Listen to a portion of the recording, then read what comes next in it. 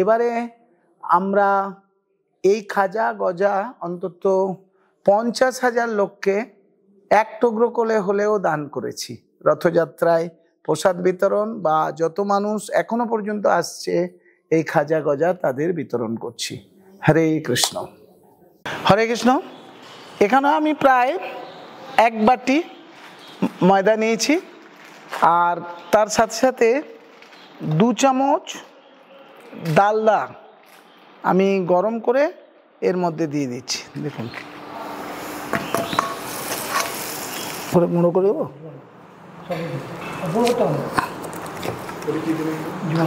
আমি একটু জোয়ান এর মধ্যে দিয়ে দিলাম, অল্প একটু জয়ন্তবাবু দিয়ে দিচ্ছেন, একটু জোয়ানও এর মধ্যে দিয়ে দিলাম। আর এটা আপনারা সবসময় মাপে দেবেন। আমারই কিন্তু আমি এই করতে করতে আমার একটু পাতলা হয়ে গেল। ওই পাতলা হয়েছে, অসুবিধে নেই, আমি এটা একটু ময়দা মিশিয়ে মিশিয়ে করব।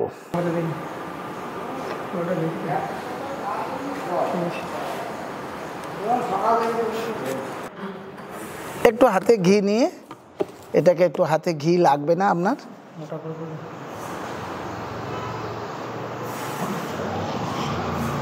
মোটা করে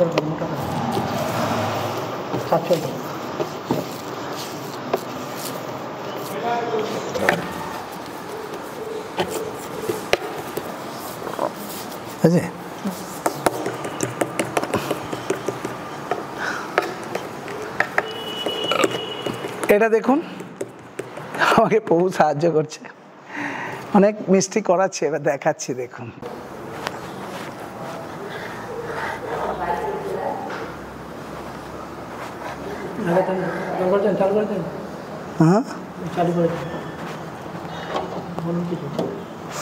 এইভাবে আমি, এটা হবে গজা।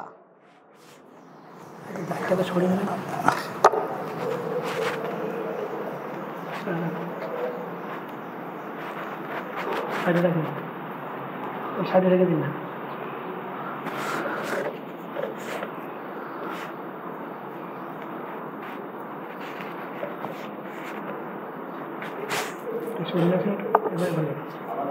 তিনটে করবো না দুটো? না তিনটে করবো, তাই তিনটে করবো, তিনটে করবো, মাঝামাঝি বসে।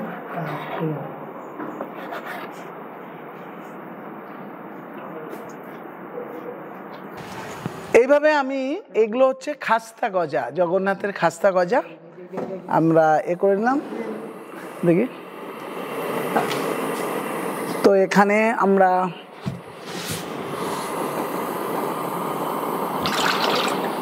তেল দিয়ে দিলাম বেশি করে, একটু হালকা তেলে গজাগুলো আপনি ছেড়ে দিলেন। ছেড়ে দেওয়ার পর স্টিমটা হাই করবেন, সব কটা এরকম। এটা আবার খুব হাই স্টিমে দিলে পুড়ে যাবে। বাড়াবো হিট, এবার একটু হালকা হিটটা বাড়িয়ে দিচ্ছি।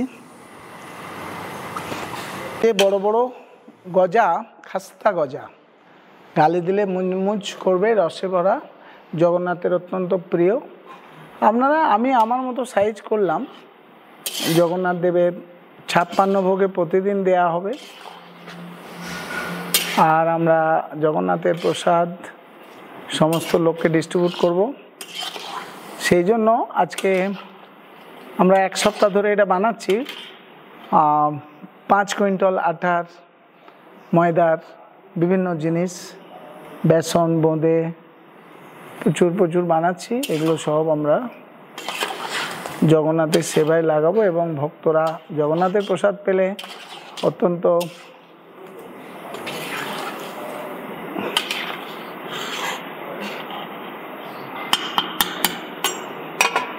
ভাবে। দেখুন কত সুন্দর, এটা কিন্তু সবে ভাজা হলো, এখনো রস দেয়া হয়নি।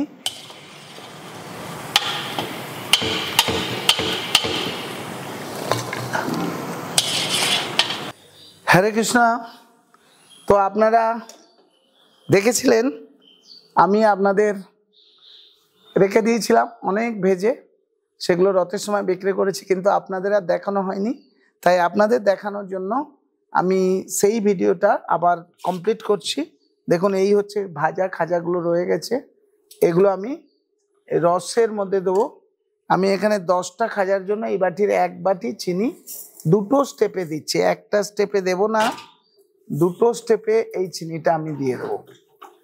এটা আপনারা এই ধরনের খাজা গজা তারপরে কাঠি গাটিয়া এই ধরনের জিনিস করতে গেলে এই শিরাটা একটু টিপসগুলো খেয়াল করবেন। শিরার মধ্যে ফ্লেভার আনার জন্য একটু এলাচের গুঁড়ো দেবেন, আর কিছু দেবেন এই যে এলাচের গুঁড়ো, এগুলো দেবেন। তারপরে এটা হাই ফ্লেমে ফুটিয়ে লো করে একটু ফোটাবেন, ব্যাস, তারপরেই এটা হয়ে যাবে।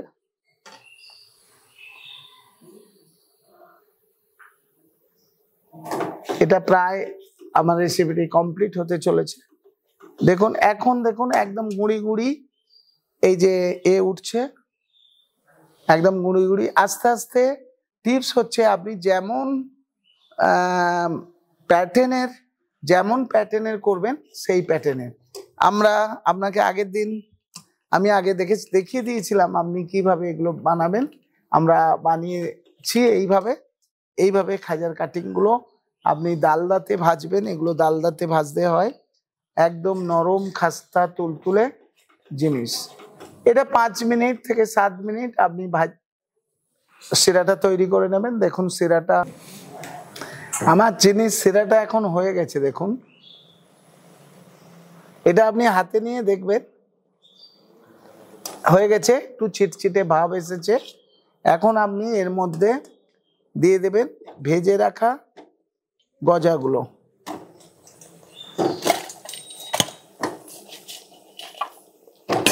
এখানে 10টা গজার জন্য আমি 1 বাটি শিরা করেছি, তবে যদি শিরাটা একটু বেশিও হয়ে যায় অসুবিধে নেই, এটা নাড়াচাড়া করে নামিয়ে নেবেন।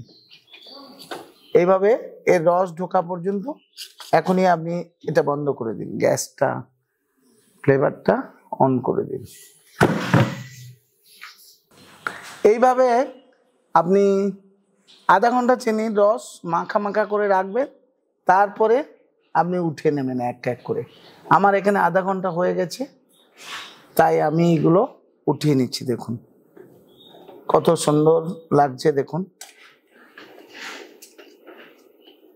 এইভাবে খাজা গজা আপনি বানিয়ে দেখান।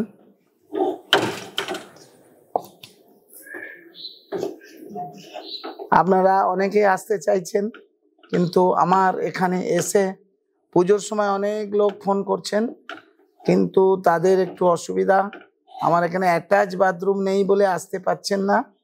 তো আমি খুব তাড়াতাড়ি অ্যাটাচ বাথরুমগুলো করার চেষ্টা করছি। আপনারা প্রত্যেকে আসলে প্রত্যেকের এইভাবে আমরা বানিয়ে শেয়ার করে দেখাবো। হরে কৃষ্ণ, জয় শিল প্রভুপাদ কি।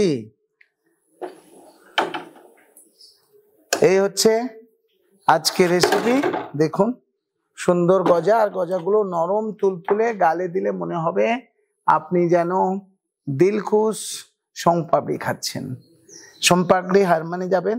একটা আমি আপনাদের ভেঙে দেখাচ্ছি। দেখুন এখনো জিনিসগুলো গরম রয়েছে, তাই একটা ভেঙে দেখাচ্ছি। দেখুন কি সুন্দর, দেখুন একদম নরম তুলতুলে। দেখুন দেখুন একদম দিলখুশ হার মেনে যাবে। এইভাবে আপনি এই সমস্ত জিনিস বাড়িতে বানাতে পারেন।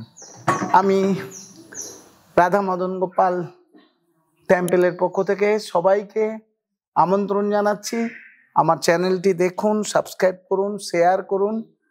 তাই আপনাদের মদন গোপালের কৃপা বর্ষিত হোক এই প্রার্থনা নিয়ে আজকে রেসিপিটি সমাপ্ত করলাম।